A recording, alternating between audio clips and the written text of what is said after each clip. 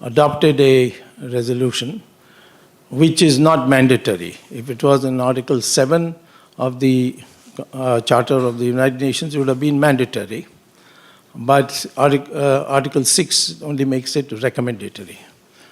And as Umar Abdullah explained very clearly, the requirement was that as a precondition, Pakistan would withdraw all its troops and irregulars, which had forcibly entered the kingdom after 15th August 1947 and tried to take over the state forcibly. While the king had at that stage taken the stand that he has not made up his mind whether he wants to be part of Pakistan or part of India, and therefore he entered into a standstill agreement with both countries. Now, subsequent to that, the second clause of that recommendatory resolution was that India would withdraw bulk of its troops and keep that which is necessary for law and order and for conducting an election plebiscite. So the plebiscite was the third part. And throughout the last 70 years, Pakistan has declined to withdraw its troops, much less the irregulars, from any part of Kashmir. And by international law, such a resolution which is recommendatory and lasted for so many years without implementation becomes lapses. It becomes deceased, so to speak. So to quote the UN resolution over and over again is meaningless. And furthermore, from the Indian point of view, we found, at least I found when I was the minister, that Jawaharlal Nehru had not brought it before the cabinet because he was quite confident that the cabinet would not approve. And certainly Sardar Patel was deputy prime minister, had made it public that he will oppose it. And so he went on his own and filed it. The nation didn't disown Jawaharlal Nehru, but that doesn't mean that a future government has to be bound by what Jawaharlal Nehru did, which was illegal. That is, he did not take cabinet approval. Under the Indian Constitution, there's an article called 253, which says that unless an international agreement or treaty is ratified by Parliament, it can be abrogated anytime. So therefore, since this was not only not subject to cabinet approval, it was also not, according to the constitutional principle, ratified by Parliament. So as far as most Indians think, and I certainly think myself, I can't say what the government of India is thinking, but I do know sometimes what I think today, the government of India thinks tomorrow. So therefore, I'm saying that this resolution has no legality. In fact, I'm urging my government to write to the UN to say that this may be treated as null and void.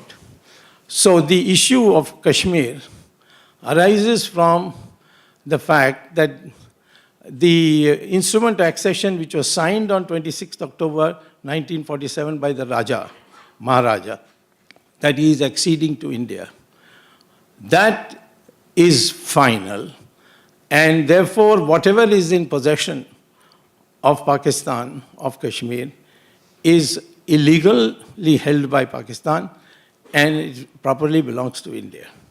In 1994, the Parliament of India passed a resolution saying that the Parliament resolves unanimously.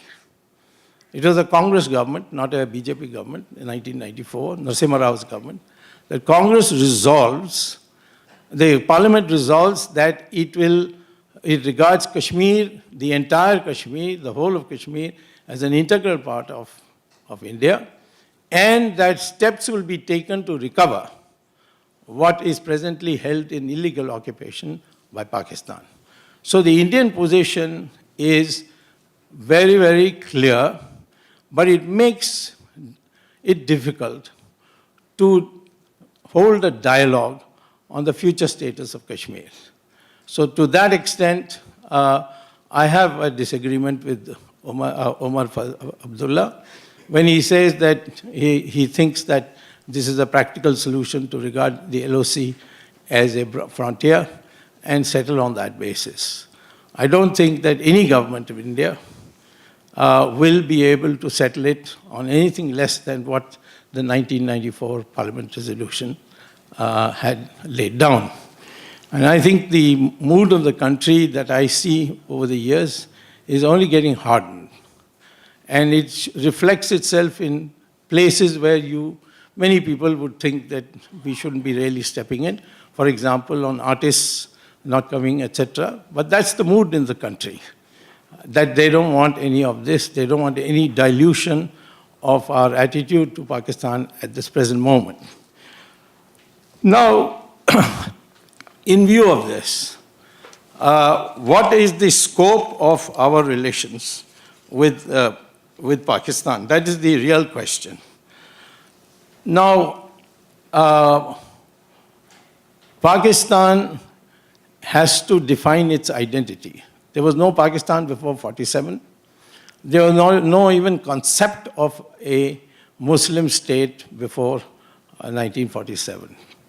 India, of course, is an ancient country, and we have an identity based on our ancient culture and unbroken civilization, and in which many communities have participated, and they've lived and prospered. For example, the Zoroastrians, who fled Islamic conquest of Iran, they were welcomed in our country. They were looked after, and when the British left, they tried to seduce them to say, we will give you special reservations in view of the fact that you're a small community. But they said that the Hindus have looked after us for 1,000 years. We don't need you, so please go, and the Hindus will look after us. This is what the Parsis had said. Similarly, the Jews, persecuted everywhere in the world. When they came to India, we gave them a place to stay in. India gave them a place to stay in Cochin and Bombay, built synagogues for them. And when Israel was formed, one of the earliest resolutions they passed was a thank you to India, saying, thank you, India, you're the only nation in the world which didn't persecute the Jews. And we had with Syrian Christians also. When the Arabs came to Kerala as a trader, we in fact formally designated them as our son-in-law. They married and settled down. And they were called by the British as Mopala. But the Kerala, the word in Malayalam is Mapillai, which means son-in-law. So there is that history there. But Islam came to India by violence. And this is one of the factors which dominates our thinking when we deal with a country like Pakistan. Because if you go by DNA studies, including the one recently published by the University of Cambridge on the theory of genetics, the DNA of all Indians and Pakistanis is the same. So you couldn't have come from somewhere else if your DNA is the same as ours. So Muslims in India are also whose ancestors were Hindus. And Pakistan is also the same. I'm not talking of here and there people coming and like the Parsis came to India, some of them intermarried. We are not talking about this microscopic minority. But by and large, Indian subcontinent is of the same DNA. And therefore, we would like to make Pakistan agree to defining its identity with the subcontinent and not with West Asia. And in my opinion, that is where part of the difficulty arises. This is probably the reason why in one of the wars imposed on India by Pakistan, Pakistan lost 62% of its population, which is now known as Bangladesh. So therefore, I would say that Pakistan's main issue is how to regard India as a country with which we were one together, or as a country which which was part of a conquering violent army of the past. And that has to be resolved before we can proceed further. Now, there are organizations which say that India is an unfinished chapter of Islamic history. For instance, ISIS, Al-Qaeda, Taliban, their literature clearly defines India as an unfinished chapter of Islam. That's because in countries like Iran, Mesopotamia, Babylon, which is now known as Iraq, Egypt, Islamic conquest led to 100% of the population being converted to Islam. But India had 800 years of Islam, and only 20% of the population got converted. So therefore, they call it as an unfinished chapter. Second factor is that all the terrorists that come, I mean, we have minor terrorists here and there, and they have been taken care of. But the major terrorist force that we face is from across the border. And as Umar Abdullah told us, there are all kinds of nationalities. And the only thing common with them is Islam. And their appeal to our people, local people whom they want to recruit, is also on the basis of Islam. It's not a secular movement by any chance. So in a sense, what is being done is that this whole thing is being converted without it being stated as a Hindu-Muslim question. And that poses problem for us because we have got about 150 plus million Muslims in our country. And of course, many of them are in government, some of them are MLAs, ministers, all that. And you saw Umar Abdullah himself was very categorical that he regards himself as an Indian. We have a problem with them. We have discussions. Right now in the Uniform Civil Code, there is a discussion going on. The Muslim clerics are very upset. But the Uniform Civil Code is in our Constitution. And it's Article 44. And it is an obligation of the government to implement it. And so, therefore, the government of India is seeking an opinion from the Law Commission as to how it can be implemented. In the meantime, try and hold discussions. It's a question of equality of law or equality before law. Article 14 of the Indian Constitution requires any practice whatsoever has to be based on the principle of equality before the law. Even our freedom of worship or freedom of practicing religion, which is in Article 25 of the Constitution, clearly says that, yes, practicing religion is a fundamental right of the individual, but it is subject to reasonable restrictions. And 3 reasonable restrictions, categories of reasonable restrictions have been placed in the Constitution, that every religious belief and practice can be restricted or modified by the state on the grounds of morality, on the grounds of health, and on the grounds of public order. So it's wrong to say that any religious practice we should not interfere. And furthermore, in our country, in India, we have uniform criminal code.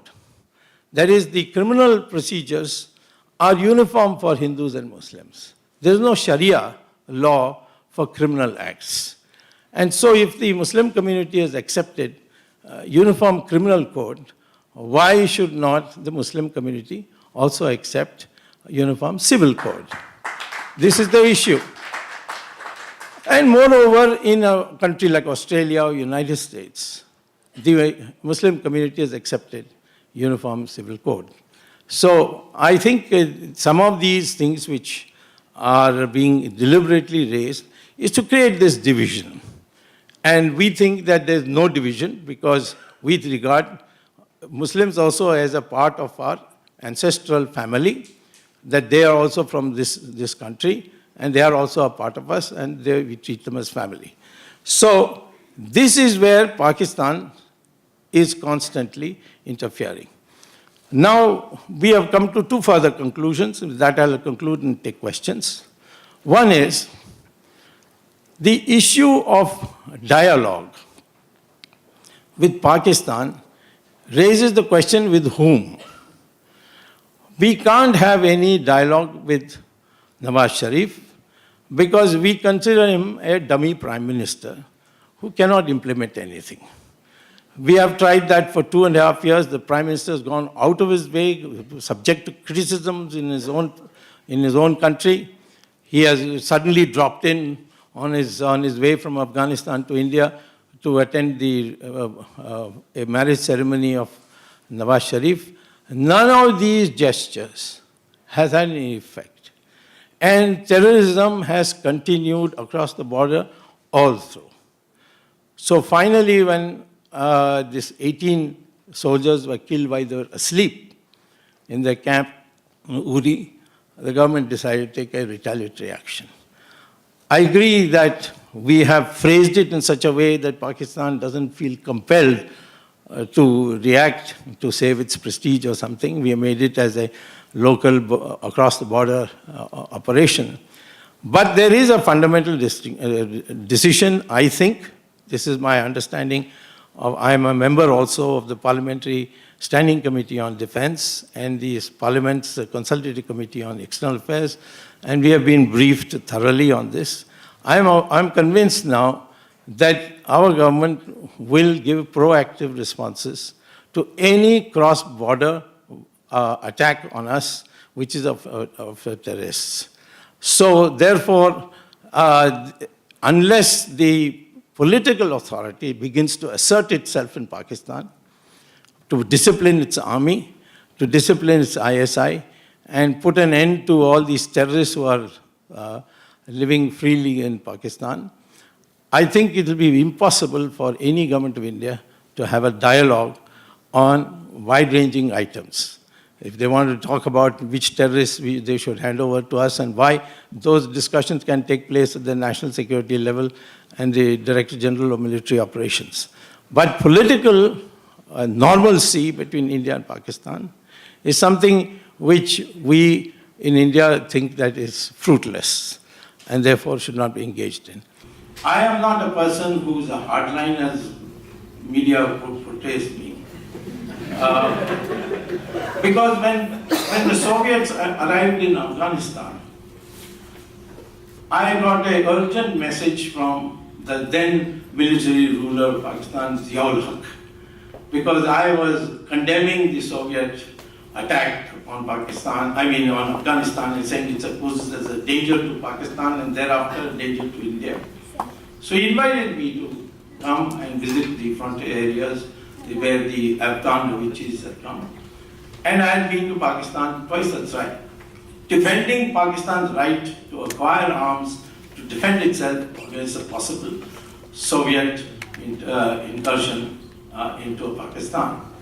The same thing when Musharraf became the president. India did not recognize him. And he remembered me perhaps because I had addressed the Defense College, National Defense College of Pakistan, and he was the commandant, I think, at that time. So he sent me a message, and I went to Pakistan. I went twice or thrice, and as Umar Abdullah correctly says, when he was president, there was an attempt to curb the terrorism. I don't know what has happened to him recently. Maybe the shock of being removed from office has put him out of balance. And he's saying things which I would have never expected him. But I think, I would like to say very clearly that none of us think in terms of hate towards Pakistan. We regard them, the music is, for example, journalists, your food, all kinds of, even your jokes, they have free circulation in India. And we consider ourselves as one people. But the fact of the matter is that there are two issues which have to be resolved. One is the political authority must start asserting itself.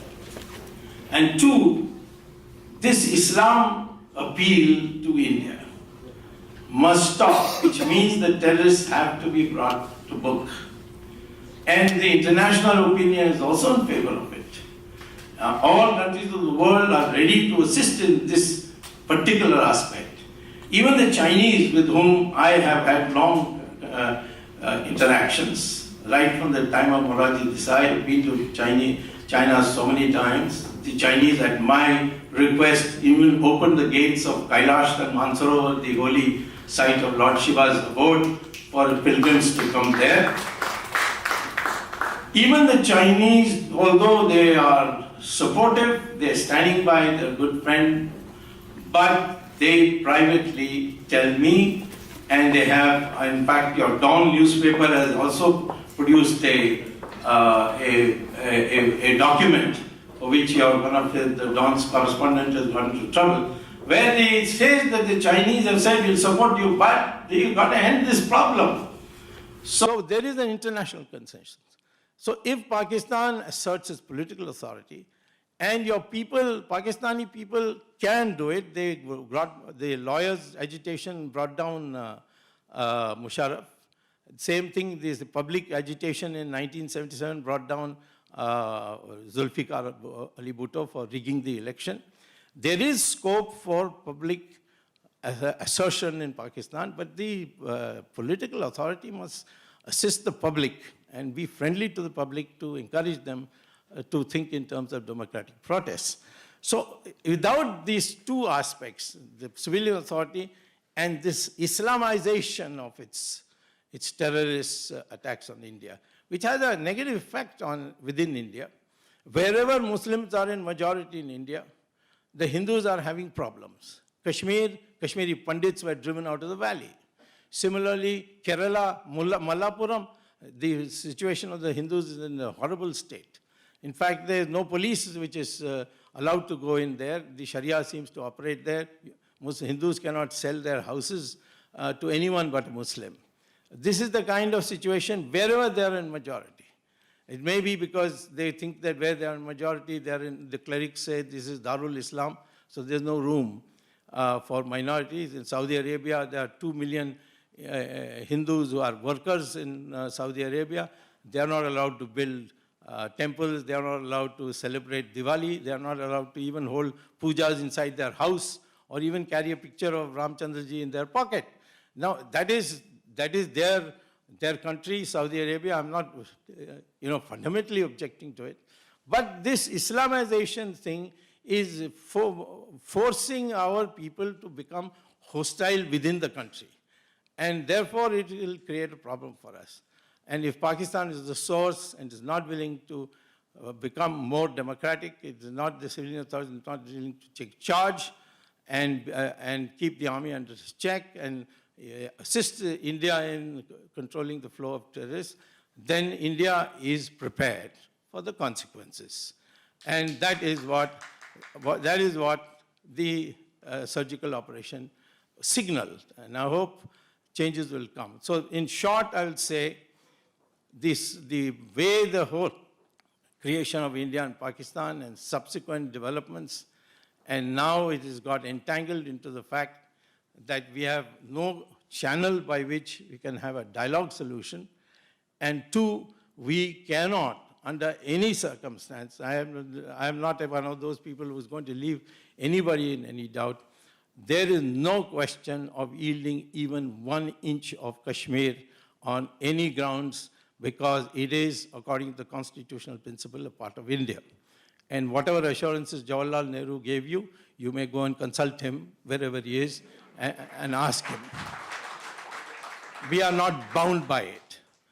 But we are fundamentally in favor of the whole South Asian nations, the SAARC in particular, to be a forum of peace and to work in dialogue with the Pakistanis. Pakistanis have to recognize that India's strength has grown, Pakistan has become smaller, and there are movements within Pakistan which are now getting international. There are Baluchis in New York, there are Baluchis wanting citizenship in India or want refugee status in India. Human rights is a universal thing. Somebody, the earlier moderator was mentioning about Sri Lanka's example. Sri Lanka's, the Tamils were all over the world, and they were, invited by governments for discussion. So if you don't control this, and if you continue to be hostile to India, I think the other regions of Pakistan might start also asserting itself like the way Bangladesh asserted. We are of the view that Pakistan should remain one because it's in our interest. But if Pakistan is not taking necessary steps, then there's little that we can do. Like we had little we could do in Bangladesh till 10 million refugees came across to India. And then Pakistan on 3rd of December 1971 bombed 8-9 cities of India, and that led to a war. So war is no solution, but this time India is now as a new government. We are not the namby-pamby government of the past of Congress. We are a government which is not a single person government or a pyramidal structured government. It's a government with lots of countervailing forces, and all these opinions have taken account. But the fundamental decision is that we will not tolerate terrorism, and if it comes, we will retaliate by means that are available to us. This in broad is what I say. It is a gloomy picture for negotiated settlement and dialogue, and therefore, if once we come to that conclusion, we will not allow dilution of this consciousness, because if you have to prepare for something, then you can't allow dilution of consciousness. So all this Nach Gana business and all that will go by as a consequence of that. Not that one should normally object to culture and arts in a political warfare, but in this particular case, we are in a situation, not in a war-like situation, but a possibility of war by miscalculation, and therefore we have to be prepared. Thank you very much. A very eloquent speaker, and I really enjoyed that speech. And I'm a Pakistani student at NYU. So, first of all, I want to know if you understand that when you say Pakistan is just an offshoot of India having trouble determining its national identity, that same definition applies to Bangladesh and a list of countries in Central Asia that were part of the USSR and then formed their own national. Sure, Pakistan may have a younger history than India, but when you have statements like that, they only come across as arrogant, and it feels like you're just dictating your terms, which is never a positive stance for negotiation.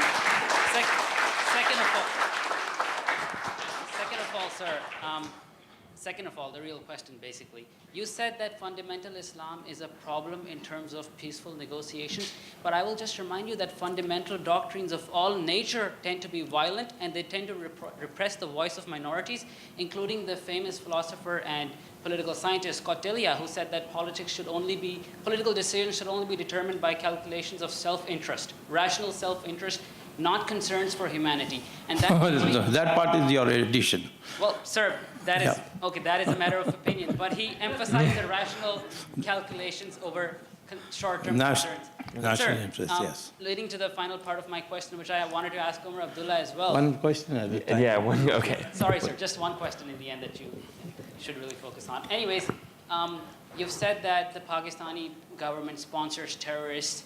And a lot of you have been conveniently avoiding the word terrorist and jumping between terrorist and militant. But what the Indian government does with the pellet guns and killing people, isn't it the exact same thing? And unless we acknowledge the problems on both sides, we're never going to get anywhere. And I don't think that it's just that you don't understand the difference between terrorists and militants. You're just conveniently trying not to use that word. Well, what the Indian government, I'll come with your last question, the Indian government is doing in Kashmir is what it's required to do under the Constitution to maintain public order. We think all these demonstrators are instigated by Pakistan. Many of them are paid by Pakistan. And they have even got a rate list. If you throw a stone on the military truck, you'll get 5,000 rupees. If you throw it at a Kashmiri police truck, you'll get 2,000 rupees. This kind of encouragement is being given. Many of them we have found them to be drugged by narcotics. And therefore, I think, let me say very clearly that human rights is valid question only up to the point where we have to maintain public order. We are a legitimate country, and we have been recognized recognized as a country which is legitimate, and Kashmir is legitimately part of India under the law. And anyone who tries to separate it we will use any amount of force necessary to see that that fails. The individual in the back. Doctor- I'm sorry. The individual in the back. I'm in the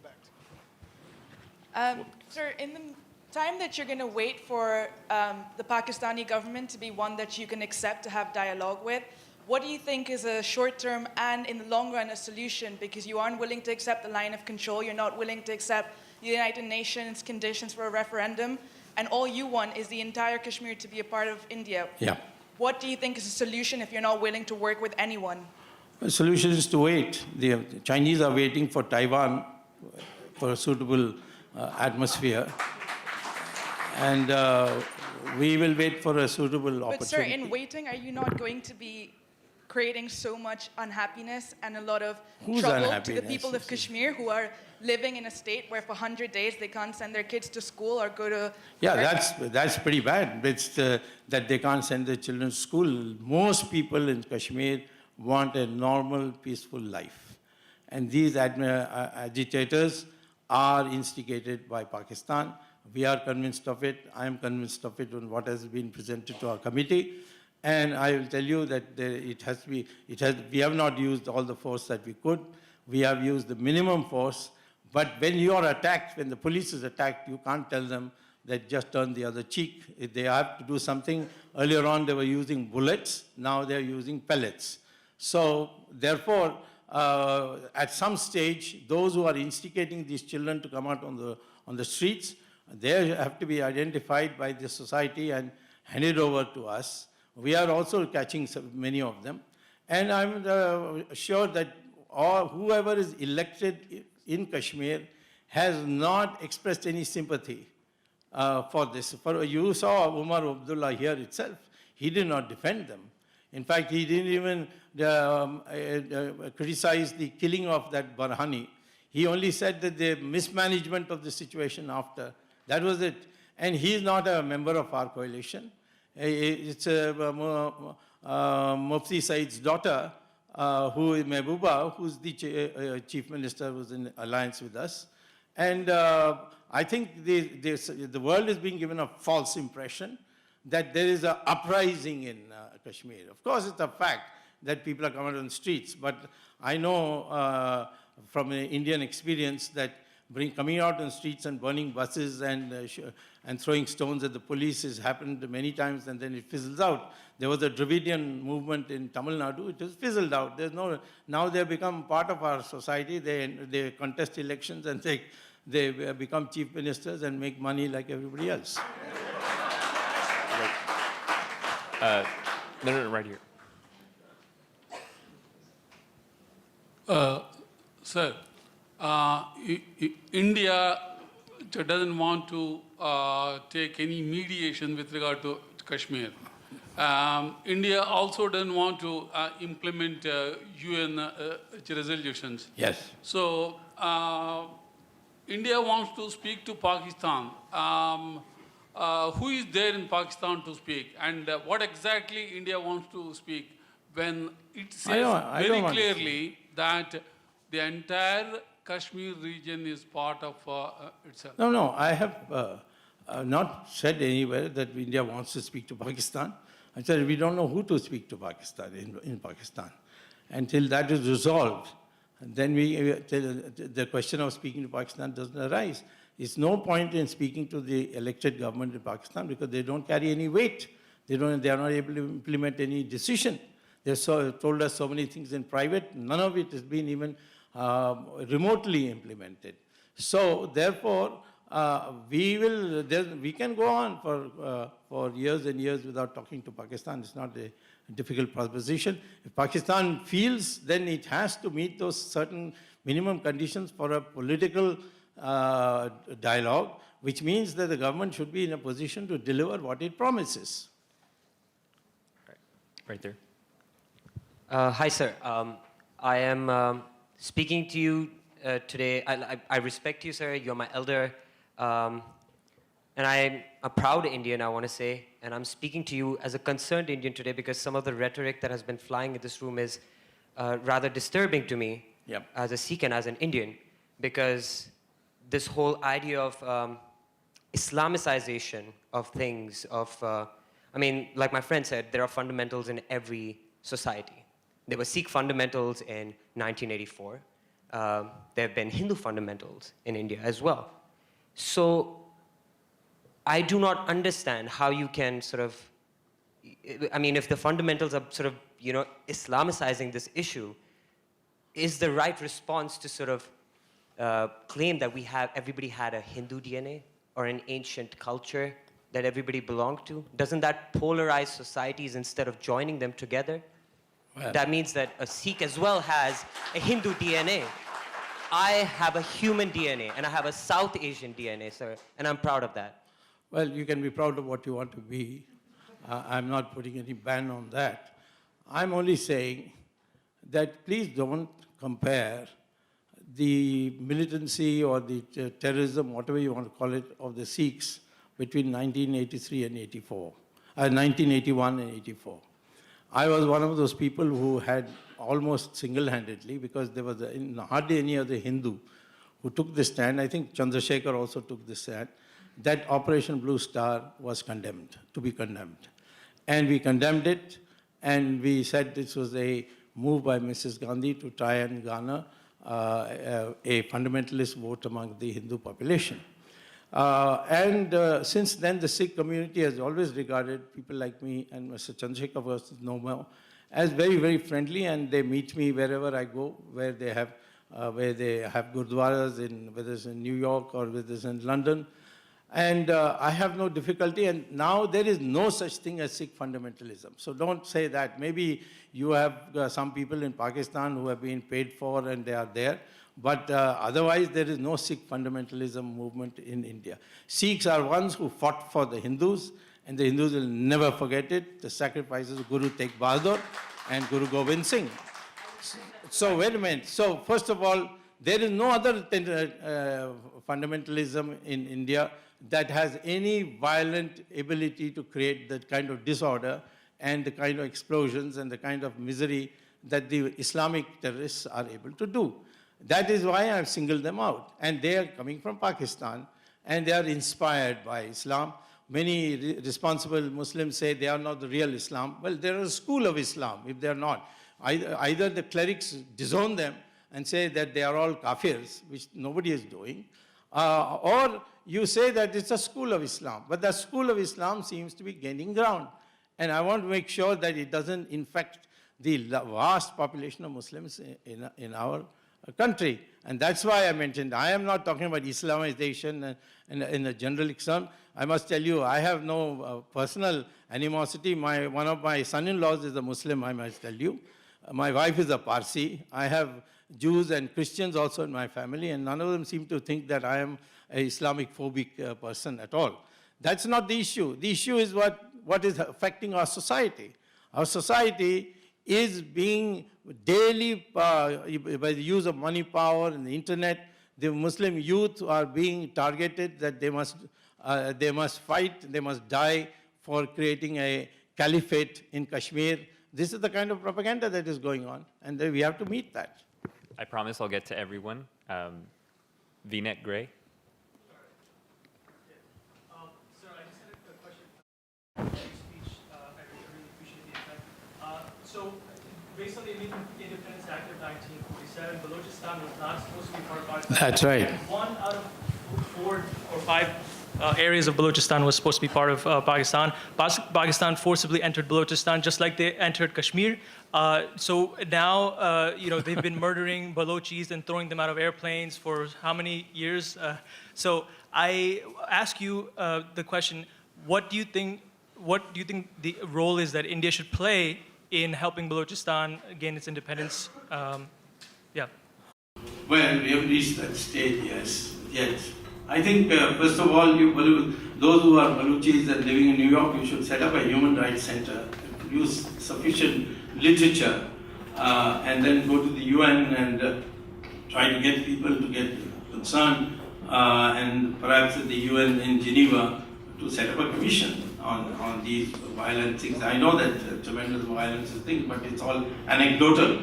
I would like this to be documented, and then after you do it, then by then maybe circumstances changes when India could do something. Do you think they should give asylum to I think that's on process, so I'd rather not comment on it just now, but I think it appears to me something that will happen. Again, please wait for the mic to speak. The individual in the back, the blue shirt. Dr. Swamy, thank you so much for coming tonight. You look very dashing. You mentioned a lot of great resolutions and laws in your speech, but I think one important one that was missed was ASPA. This is the Armed Forces Special Provisions Act, which allows forces to go in and act with impunity. Yeah. And it's very evident that in Kashmir it's being used very widely. Yeah. The forces there use pellet guns, and I don't think they use them all the time on individuals who have been paid by Pakistan. There's a very clear example of a young girl, 11 years old. Her name is Insha. She was standing by her window and she was shot by a pellet gun. And she went to India for surgery. She went to a Delhi hospital. She's blinded. I don't think she was paid to look out of her window at the forces. So the question is, do you think your government protects human rights in Kashmir? And why are Kashmiris the only group of people who are impacted by the pellet gun? Nowhere else is it used in the entire country of India. And do you really think the pellet gun is considered minimal force when you have a projectile traveling at 100 miles per hour, more than 100 pellets that get dispersed? Do you really think that is equal force to a stone thrown by a protester? The issue is, first of all, what should be done at the ground level is a decision that is taken by the government in consultation with the state governments. In this particular case, except for a little noise here or there, the government of Kashmir, of which, of course, the BJP is part of, has not raised any demand that this should be stopped. Although the Home Minister, the Union Home Minister on his visit said that we will reduce the occasions in which this can be used. Now, demonstrations which are violent against the armed forces, what is an appropriate force can always be challenged in the Supreme Court. And it has been challenged once, and the Supreme Court did not agree to put a restriction. The Kashmir, in the AFSA part, again, the Manipur, the Supreme Court directed that it's gone on too long and it should be lifted, and we have lifted it. Now, same thing, no other part of India this is happening. Of course, there's no other part of India where this kind of agitation is taking place, where people are assembling and throwing stones at the law and order forces. It happens to be that only in Kashmir, and Kashmir because Pakistan is instigating it, and we are basing it on the solid information that we have, and therefore it has to be put down. We can't demoralize our police saying that you turn the other cheek when they throw a stone at you. They have to be told that you can use force, including firing pellets, if you feel that's the only way to protect things. The local commanders are given that freedom. And I don't think all this appeal to human rights and so on, nobody has to give us lectures. I have fought for human rights when Mrs. Gandhi declared a state of emergency in India. And I had been recognized as the man who made the difference for Mrs. Gandhi to ultimately go and declare elections, which she lost, of course. So the issue is of human rights, we are all committed. The Indian Constitution has enough provisions for it. And I don't think we have to be given lectures on human rights. If that was so, then I would like to say that there is no other country which can match us. Do you think the United States can match us in superior human rights? Obviously not. I can give you 1,000 examples where the human rights have not been, by the standards of the liberals, it has not been adhered to in the United States. So we have to decide. We will not allow Kashmir to go into lawlessness, and the necessary force to control it we will use. And we are not going to listen to anybody's lectures on human rights. The individual in the black. Speak up in the mic. Okay. According to you, there's no fundamentalists in India. you were thanked by Jews because you saved them when they were killed. So it means India is a heaven on earth. But I think I own my country. I own what we've done, and there's lots of time in Pakistan has taken steps that should not have been taken. I own it. But would you like to own Amir Khan? He was thinking to leave India because of what was happening in your government, the comments passed by politicians. What happened with recent Pakistani actors in India? And what do you think, as a good gesture, Pakistani cricket team went and played 3 matches. And as a good gesture, we were thinking now India will come and there's going to be cricket. There's something common. We'll see a new era of India-Pakistan relations, but nothing happens. Not by cricket. Why is it that we cannot have something like European Union so that there's no poverty in India and Pakistan? We can do something for education in both countries, because these are I problems. understood your question. Let me answer it. Thank you. As far as European Union is, please tell your government that we unilaterally have given most favored nation status to Pakistan. But Pakistan, after having made a commitment, has not implemented it for the last 2.5 years and refusing to do now. Well, how can you have, when you are not ready even for a most favored nation status for India, you want a common market or a European Union with South Asia? That's absolutely impractical. The Malays lies in Pakistan, you have it cured. Tell the civilians to take control and end this all cross-border terrorist crossing. And tomorrow we'll start talking with each other, and we'll send not only the cricket team, but you can also have Amir Khan if you want. The individual in the pink, right there.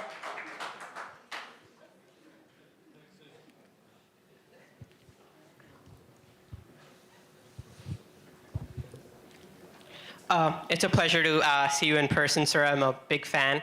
My question actually is about the surgical strikes and India's foreign policy as a whole. As someone who was in Bombay during the 2005 attacks and 2008 attacks, it kind of scares me when we go back to the same kind of military solutions, which only lead to violence. As you mentioned that Pakistan does not have a credible government that you can have So why doesn't India, when India is ready to condemn Pakistan in the General Assembly, when you're openly condemning them right now, their government, why aren't you chasing, and you're someone who studied economics, why aren't we going through a route of economic sanctions? That was very successful when America tried to do that with Iran. Why are we going through the same route that we've been doing for the past 70 years, which has only resulted in more civilian casualties? As someone who's lived through that, I fear that we're going in the same direction. So why aren't we doing something more from an economic sanctions perspective? Well, as far as the last 10 years is concerned, we were living on hope that Pakistan will improve, but it hasn't. Now, we have started the process of not being the same as before. After Uri, we just didn't make speeches for calmness and peace and so on. We have taken a small step, but it is a very deadly step in the sense that its consequences of being multiplied in a larger scale are tremendous, that we were able to do it with the intelligence information we had, and that even there was no forewarning for Pakistan at any stage. And therefore, we know that there are many other contingency plans which we will put into place if it becomes necessary. But we hope that Pakistan comes to become one of our partners, but they are not in any matter, they are not ready. You're talking about our artists, the Pakistani artists being blocked. See what they're doing to Indian films and so on in Pakistan. So in effect, the persons who are in control, even at cultural matters, is Taliban and not the Prime Minister of Pakistan. So we have to wait, and we can't take steps which go completely out of steps with the international environment. The international environment has come a pretty long way. This time, no government, including China, condemned our action on the surgical strike. And in Pakistan, in the United Nations, nobody supported Pakistan on the Kashmir issue. And generally speaking, in private, our conversations with world leaders show that they, on this issue of terrorism, they are willing to go with us for a long way. Now, as far as somebody saying that I'm admiring Israel and so on, well, we have very good relations with Israel. Israel has always helped us. We have very close relationship. And I know that many of the things that people are now putting in the media about Kashmir is what they put in Gaza and other places. So this kind of propaganda that is done, we can't act on that basis. We have our own sources giving us information. We have not one sources, but multiple sources. And we have come to the conclusion that Pakistan is, in fact, aiding and abetting the present agitation in Kashmir. Over there in the dress, please. Thank you.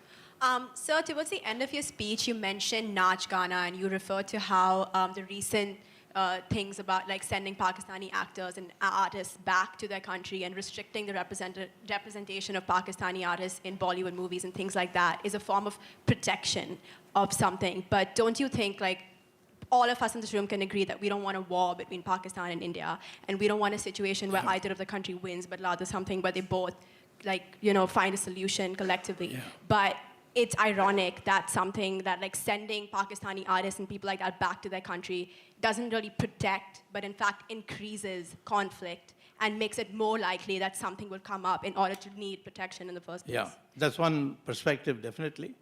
But I'll tell you my perspective.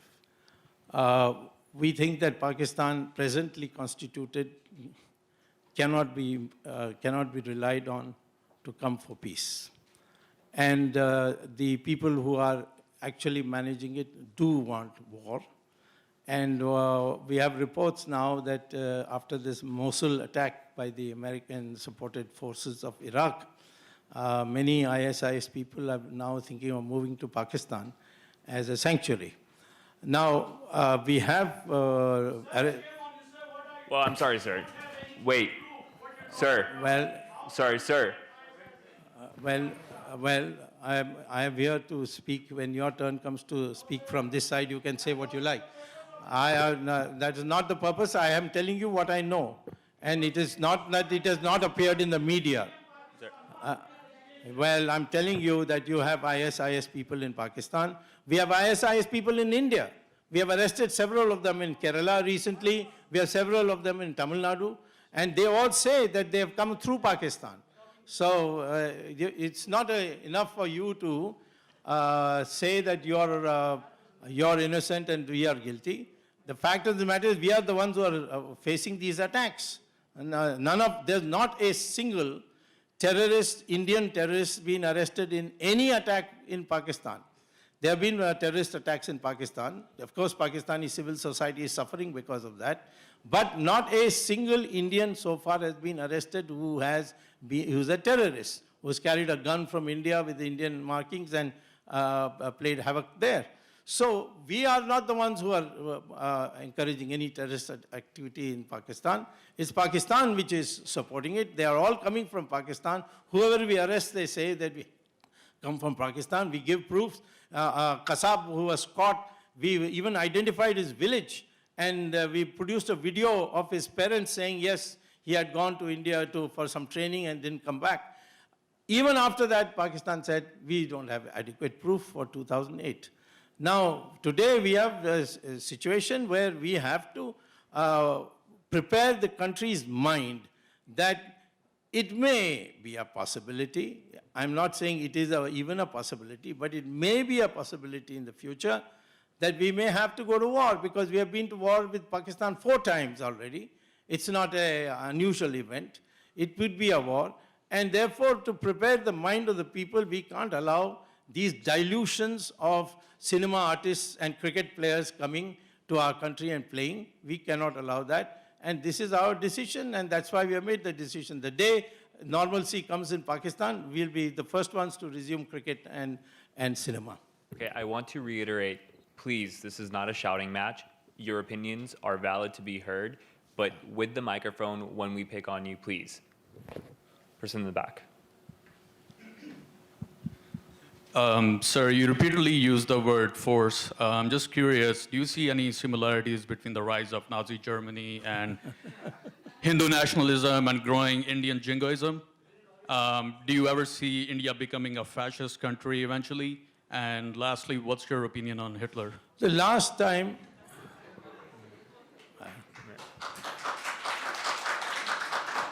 I think, you see, you haven't applied your mind to what I've said. I'm an admirer of Israel, and I can't be at the same time an admirer of Hitler.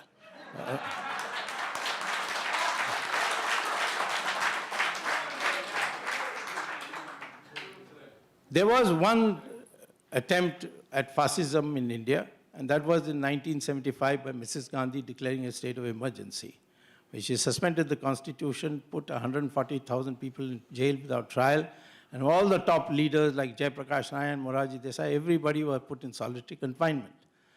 And within 2 years, she buckled and had to go back to declaring an election. And of course, I was at that time fighting for democratic freedoms. And in fact, a good part of my those 2 years I spent in the United States mobilizing Indians and creating opinion, because there was so much censorship. It was easier for people to listen to Voice of America and BBC than read the Indian newspapers. So therefore, I think anybody in his right mind in India knows that the Indian people may tolerate many things, but they will not tolerate suspension of democracy and the imposition of fascism. Right there in the middle. Right here, right here. Over the one right there. This is in reference to an article you once wrote for the DNA, where you suggested that anyone who doesn't admit to having Hindu ancestry cannot have voting rights in the country. Doesn't that go completely against what you just said?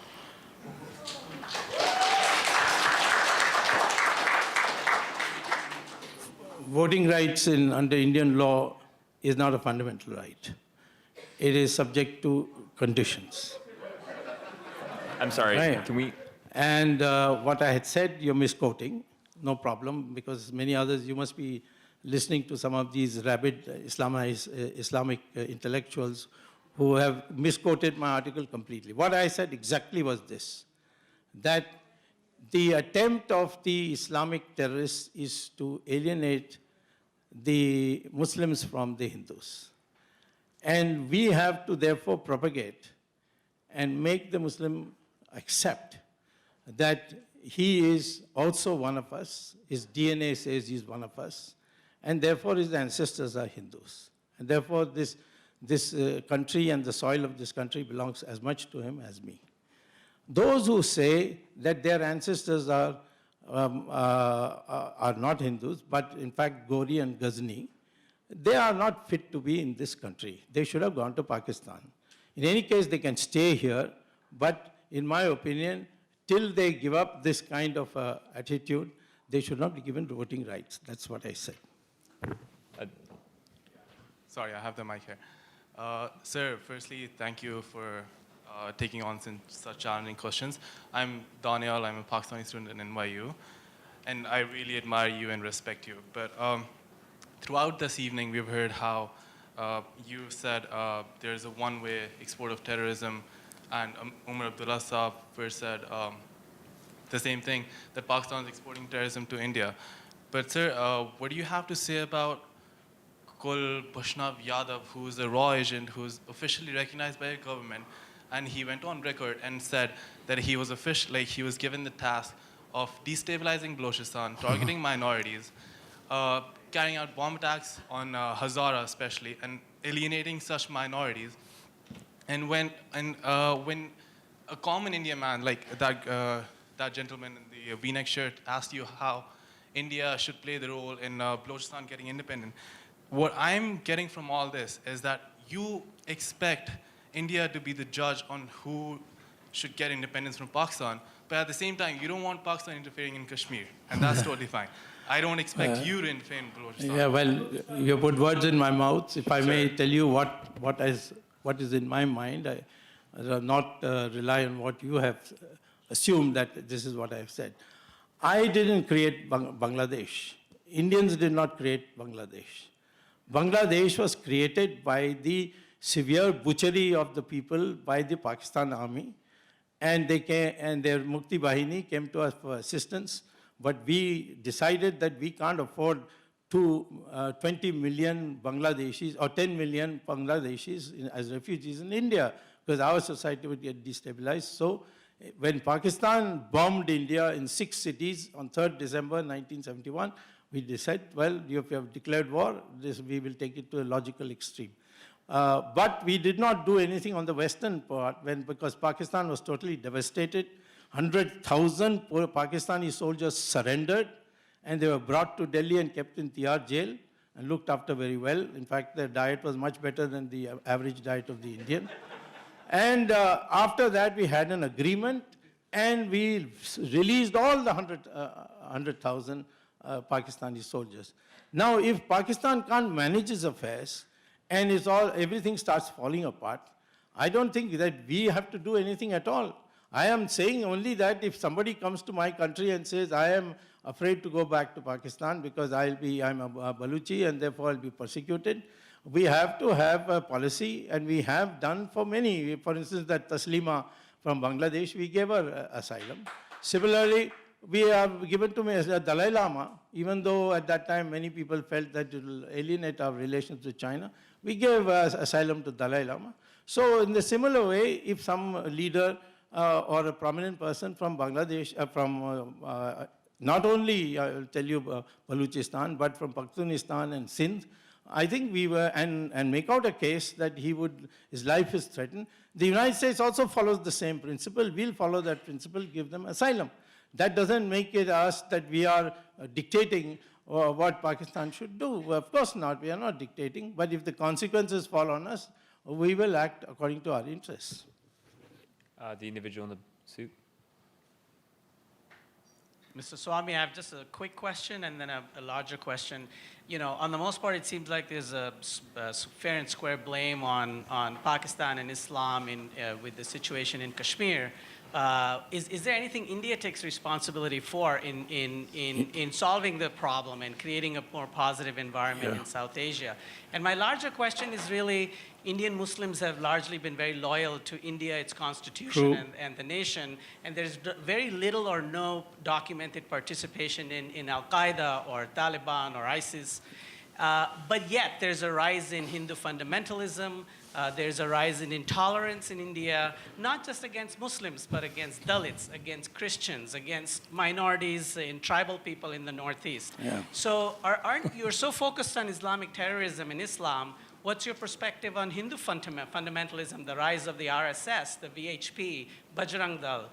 So while you are so focused on Islamic terrorism, are you guys falling asleep on the rise of Hindu fundamentalism? Listen, binary questions are not allowed. Huh? You ask me a question, but don't suggest the answer also to me. You see, these propagandistic remarks that the whole country is after all the Hindus, or at least the higher caste Hindus, I assume he meant, are after the Dalits. There is not a single documented evidence of ISIS in India or Al-Qaeda in India. I don't know, you must be living too long in United States. You come to India, and I will sit with you and show you documents after documents, which show that there has been an increase in recruitment of by ISIS of Indians, particularly in South India, Kerala, Karnataka, and Tamil Nadu. And we have arrested people also. So therefore, this to say, of course, it's not in a form that threatens us just now, but the recruitment has started. And whereas the question of Hindu fundamentalism, RSS, Vishnu Parishad, and so on, you may not like them, but there is no use calling them that. Because there is fundamentalism means that you are saying this is the religion and no other interpretation is possible. That's impossible in Hinduism because we don't have a prophet. Fundamentalism is only possible if there's a prophet. If you have a large number of books which give different interpretations, you go to the Vedas, the 4 Vedas, You go to Upanishads, you go to Brahmanas, the Aranyakas, the Atharva Veda, all give variety of differences, the variety of interpretations.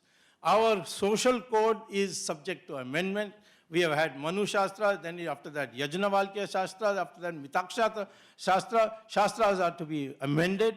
So I can't understand how a religion which doesn't permit for a strict interpretation can ever breed fundamentalism. I think you have got the whole thing completely wrong.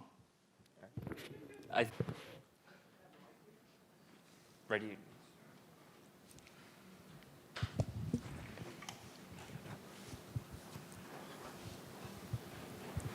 By the way, Hinduism also says that all religions lead to God, which no other religion says. Neither Islam nor Christianity. Hi, sir. So I actually wanted to ask you, like, this whole debate has been taking a turn around from like Indo-Pakistan to Hinduism and Muslim. So first of all, people stay together out here, like Hindus and Muslim. I would like to tell you that thing, and even in India and maybe in Pakistan too. So it's not about the religion. The question I would actually target upon is like, we are the future of our country, okay? And you are the people who are leading our country. So if at all each of the person out here is actually saying that we take the actions for our country, but what would you actually suggest the best way to actually make sure that, to let our leaders know that this is the thing that they've done wrong? So I'm not talking on the perspective of India or Pakistan. I'm saying if India does something wrong, how would I as a person, as a person to the country, would suggest that, you have made this thing wrong. So this would solve a lot of problems. Well, first of all, let me tell you, this Hindu-Muslim issue is not from India. It is from Pakistan. And we have Muslim generals, we have Muslim Intelligence Bureau officials, we have Muslims in almost, and in the political spectrum, we have a large number of Muslims. You saw Mr. Abdullah today. He's a Muslim. And what he said, we have differences, of course, on how to approach the problem. But that's political differences. But at the same time, first let me say, don't raise this issue that I have made it as a Hindu versus Muslim. I never made it. It's Pakistan which has made it. No, sir, I'm not saying. Now, second, as to one finish? thing what are the things that we should have done? We should have never gone to the United Nations. Having gone to the United Nations, after 10 years, we should have withdrawn it. Now we should withdraw it before our next elections come, that is 2019, and say to the UN that thank you very much, goodbye now, you haven't been able to do anything, we'll take care of the problem. To the Kashmiri people, the one mistake we have made is we have not made it clear that we'll pay any price, we'll go to any length to see that the whole of Jammu Kashmir remains with India as an integral and unalienated part. That confusion has helped the terrorists in Kashmir. And the day you are able to show that, because the Kashmiri people have voted during the voting time, during this time when the surgical strike took place, there was complete peace in Kashmir. Not a single agency could take advantage of it. And therefore, I'm saying the one mistake we have made in Kashmir after going to the United Nations was not to make it absolutely clear that no discussion will ever take place with Pakistan on the status of Kashmir. The only discussion that will take place is how to end terrorism. That is the mistake that we All right, thank you so much for your... I'm sorry. Thank you so much, Dr. Subramanian Swamy. Thank you so much.